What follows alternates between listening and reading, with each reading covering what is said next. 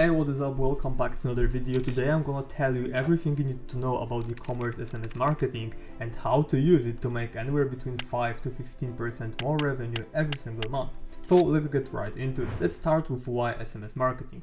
Here are the main three reasons. So first one is that recipients always get the message to their primary inbox. There is no something like spam tab or promotions tab. There's only one primary inbox. That's why recipients are always gonna receive the text message right into this inbox. Then it just feels more personal and exclusive because SMS is not that popular, specifically among e-commerce brands. So by using it, you'll stand out and just make more sales. And last but not least, people are more likely to read and click SMS than email. And the reason behind that is the two previous points. So it's more personal, more exclusive, and people always get it to the primary inbox. And once they get the actual text message, most of the times they're gonna be excited that you're texting them. That's why this is so powerful. Now here's some general info. So as I already said, SMS is way more exclusive and you have to use it like that. The overall volume of SMS is going to be way lower than the email. Otherwise people will just unsubscribe and your list growth will be messed up. The reason is simple. If you keep sending text messages to your recipients every single day over and over and over again, they'll just get annoyed because again, it's exclusive. They always see it, they always get the notification. Most of the time they're gonna hear that they received the SMS. So you have to treat it very, very exclusively and not fed up your audience because then they'll unsubscribe and just they'll be pissed off. So don't overuse it.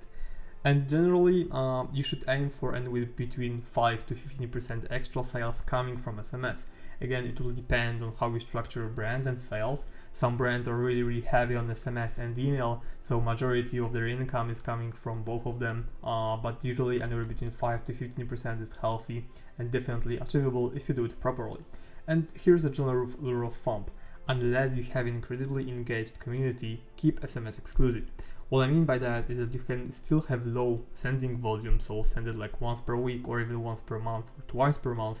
I'm talking about campaigns, but I'm also talking about the content, so I'll get into it later on. But overall, unless you have really, really engaged audience, you only want to send exclusive stuff. Now, if your audience is very engaged, then people actually like getting text messages from you, and you will see it by watching your unsubscribe rate.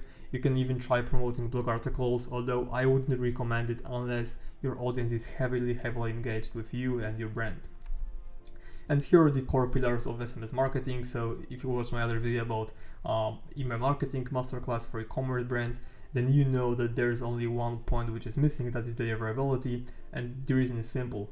There is no anything like deliverability with SMS. I mean, of course there is, like people will still be getting text messages, but I mean more like inbox placement. There's nothing like that. People always get it to their primary inbox. That's why I'm not gonna cover it here. So it's about list growth, flows, and campaigns, just similarly to email. List growth. So there are three main ways on how you can grow your SMS list and how you can collect phone numbers. First one is pretty straightforward and simple. Current pop-up. So if you're collecting only email addresses, you want to add one more step to your existing pop-up and start asking people for their phone number.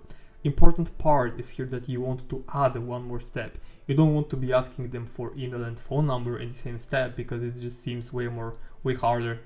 They have to commit way more to give you two of the data points. So if you ask them about email and they don't give you phone number, you still at least have their email and they're more likely to leave SMS empty. But then you can also increase the incentive on the SMS sign up form. So for example, if you're offering 10% off overall and people give you their email address, you can be like, hey, you can upgrade to 15% off if you give us your phone number.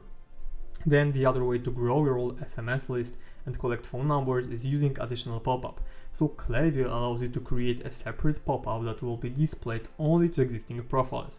So if so far you're collecting only email addresses, you can create a new pop-up from scratch and target only people who are already on your email list. This way they are more likely to leave the phone number, and if you want to increase your submission rate, you can obviously just give them another incentive or a better incentive as well.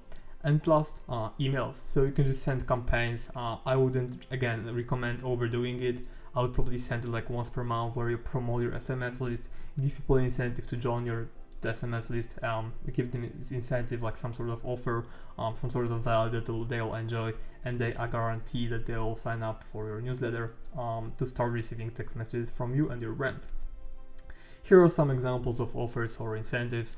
It's very similar to emails, 10% off, 20 bucks off, free ebook, gift, free shipping, video, whatever.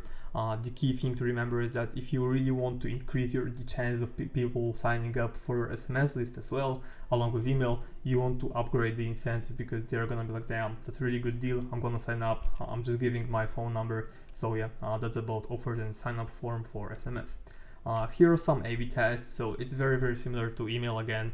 Just focus on offer. Offer is probably the most important part. Then time delay, copy and design, all those things are gonna play a significant role, but offer is the most important thing when it comes to A/B testing and improving conversion rate for your pop-up. Then here are the flows. So as you can see, there are way less flows compared to email. So we're focusing on welcome series, abandoned cart, checkout, browse abandonment, post-purchase, customer winback, and shipping notifications. Most of the time you have to remember that you have to be compliant with all the rules regarding the SMS. So you don't want to be sending like 5 SMS for abandoned cart, because you can't do it. I would recommend having like 1 SMS per flow, and in the welcome flow you can try having like 2 text messages. It's gonna be completely fine. So yeah, again, it's way more exclusive, but the conversion rate and click rate are way higher compared to email. As for campaigns, frequency, already covered it a lot. Send on rare occasions, you want to keep it exclusive.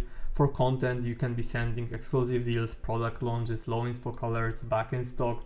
And again, if you have a really engaged audience, you can try promoting blog articles. They're also gonna do well. Obviously, if the blog article works, provides actual value, you can also try advertorials, listicles, all this other stuff. But keep it exclusive, don't overdo it, because you're gonna regret it.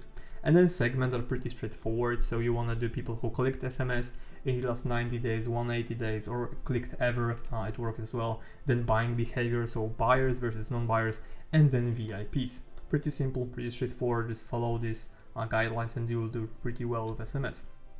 Here are some A/B test ideas. So probably the most important one is SMS versus no MMS, MMS versus no MMS. So in some cases you want to send only text message without any like visual side of SMS, but then if you actually send MMS and have some sort of graphic or creative, then it can actually increase the conversion rate. So you really want to A/B test that quite a lot. Make sure you performed a lot of A/B tests. Don't rely on just one, because you won't have reliable data. You want to have at least, I would say, 10 different tests for MMS versus non-MMS to see which one is actually doing better.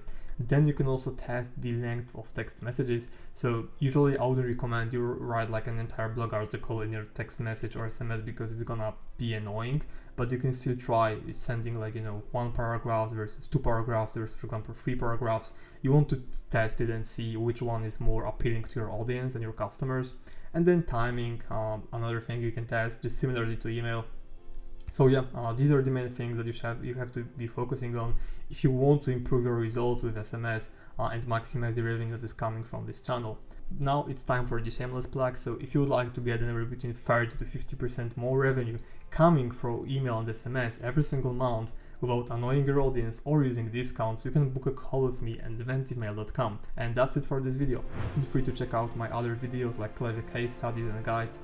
And if you enjoyed it, make sure you like, subscribe, and see you in the next one. Bye!